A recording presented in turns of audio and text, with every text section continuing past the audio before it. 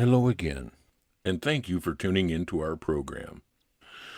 Come along as I tackle another case of mystery and intrigue, gathering clues and information along the way. Meet some lowlifes and good friends as I discover the truth of this situation. I am William Nickels, Private Investigator. Welcome back, listeners, to Act 7 of No Picket Fences, titled Hubcap or Rain Hats. But first, a word from our sponsors. Hey, moms, tired of little nuggets of love left around on your cabinets?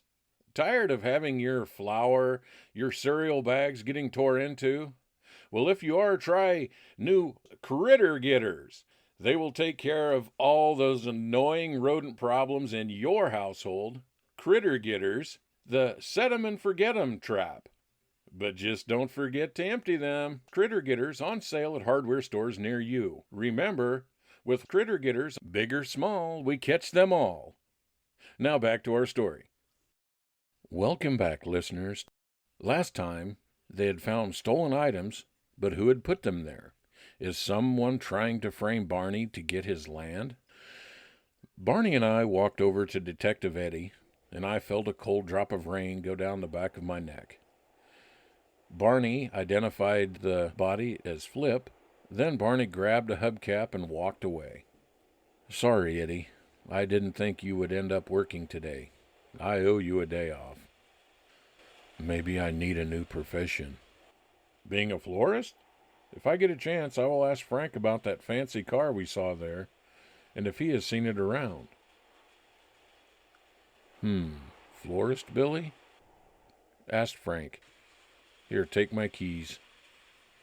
Take my car to your office. I will get a ride there to pick it up later and fill you in on what I know, if you're still there. I'm going to be here a while, or until we get rained out. Thanks, Eddie. I would stay and help you, but you know I can't. It would mess it up in the eyes of the court. Those big, heavy, cold drops started to come down more frequently. I know you would, Billy.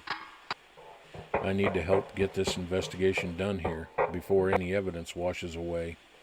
But so far we haven't found much. I don't like the looks of those storm clouds. Things at the station are going to be busy. I ran over to the wooden archway and the fence that Donna had brought Eddie and I through when we arrived at the scrapyard. This is where Barney was standing, holding a hubcap over his head to keep the rain off. Boy, these are big raindrops. Sounds like I'm getting hit by pebbles under here. Now I understand when the troops were talking about tin can helmets. I will block the door off with these barrels until I can fix it. Thank you, Billy. Call if you need anything. The large raindrops hitting all that metal was almost deafening. Out the door I went, and then I heard the rumble of barrels that Barney was moving. It almost sounded like thunder and gave me a sinking feeling. Ran over to the empty diner lot and got into Eddie's car. On the drive back to the office, it was raining so hard and fast the windshield wipers had a hard time keeping up. It got so dark so fast the street lamps flickered on earlier than usual. I jumped out of the car with a splash and ran into the office. There I was hit with the smell of fresh coffee brewing. Frank closes down his cart in weather like this. Is that coffee and food I smell? Yes, it is, Billy.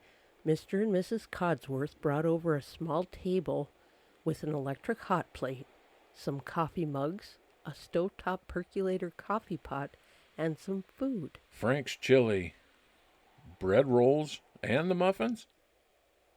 Yes, Billy, they're carrot spice muffins. It's a Valentine's Day gift from the Codsworths. I'll have to be sure to thank them. The coffee pot is Mrs. Codsworth's spares, so it has to be returned. If the Codsworths keep this up, we're going to have to get a bigger office. They called and asked if we needed anything. The Codsworths heard on the emergency radio broadcast that the weather was supposed to keep up like this all night and into the morning.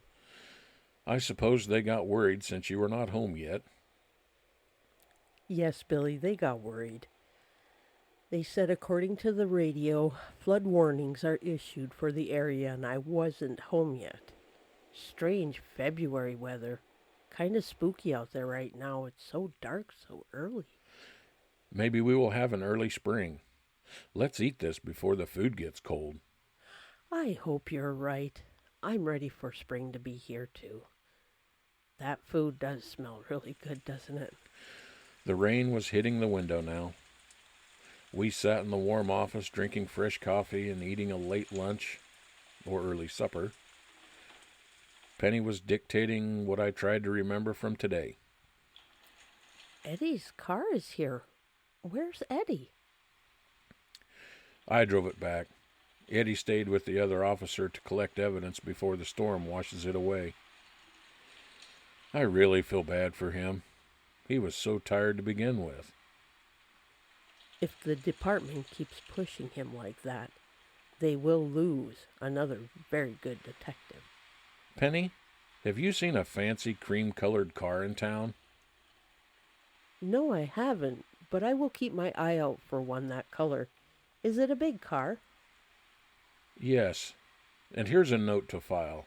It's greasy. Barney Phelps hired me. It's greasy and kind of smells too. I'm going to put it in another envelope with a note on the outside. He only paid you $50. That is less than your going rate. Are you okay with that? Call it an old acquaintance discount. Plus, put his name on file for people to talk to if I need information. Something fixed. Or maybe some good used items. Old acquaintance discount and a go-to for everything person. Got it.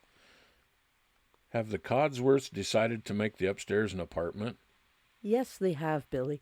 The city wants to start fining them for having too many non-family members under one roof. Penny, have you got anything on the Phelps Gibson family? Why not ask Eddie or the police department? Because I wouldn't get an honest answer. Oh, really? The city also said they would fine Sonny for begging if they see his sign or his can out with him. So I gave him one of my old velvet hats. I have never heard Sonny beg for money. I wonder if Barney would have a kitchen stove and refrigerator for the Codsworth. That would be a good thank you to them for all they have done. Penny, if Barney Phelps or Scrappy calls to let me know immediately. We want to catch the crooks with the stolen items. Wow, Billy, you have been busy. Does Eddie know anything about this? No, but I'm going to need Eddie's help somehow. Penny, if it's raining like this tomorrow, just stay home. No need to clean the office. Okay. Mrs. Codsworth would like me to run some errands with her tomorrow anyways. As much as I hate the rain, keeping busy at the office with the smell of coffee, baked goods, and the company helped. Neither one of us were looking forward to running out in this rain to get into my car to call it a night. There was a moment when it seemed not to be raining as hard, and we made a run for it. And that was the end of episode 7 of our 10-part series, No Picket Fences, titled Hubcaps or Hats. Remember to comment, rate, subscribe, share with your friends. Thanks for tuning in. This is Radio Static Productions, and now ends our broadcast day.